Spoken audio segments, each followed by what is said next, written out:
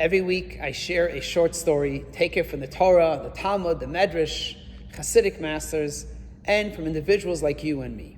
This story took place this past week.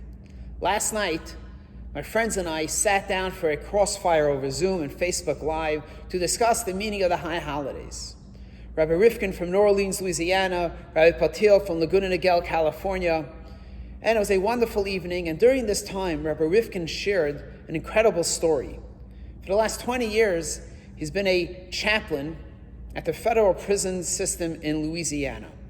And he became particularly close with a certain Jewish inmate who he would go to visit to lift up their spirits, bring Jewish knowledge and Torah observance to even those that were locked up for a long period of time. This individual received a lengthy sentence, mostly because of the colleagues that he was in contact with, and he did not want to badmouth them, he didn't want to rat them out, and therefore received a long sentence. And he kept on sending appeals to the prison system, to the judges, to try to hopefully release him for good behavior. But every appeal he sent to, it was denied.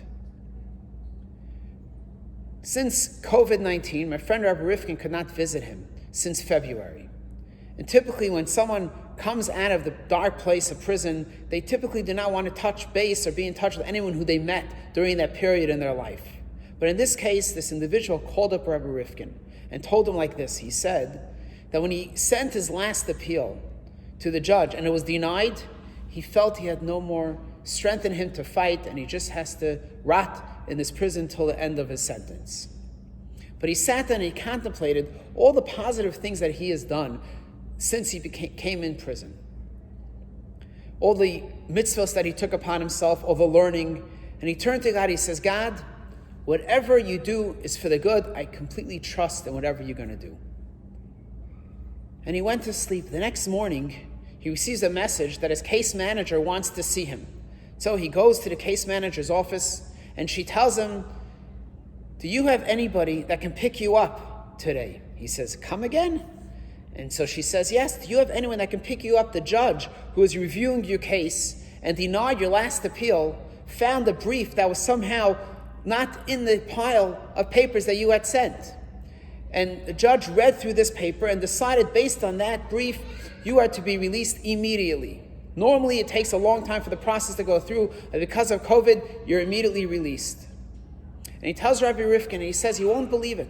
The moment I relinquished control to God, a miracle happened and I was released. And this is a story for this individual, but the lesson is for each and every one of us. While we retain control over our experiences, over what we do, we only think we retain control. But in truth, it is God who controls everything. But the moment we put our faith in God and we trust that Hashem will take care of everything, that's exactly what will happen. Have a great week.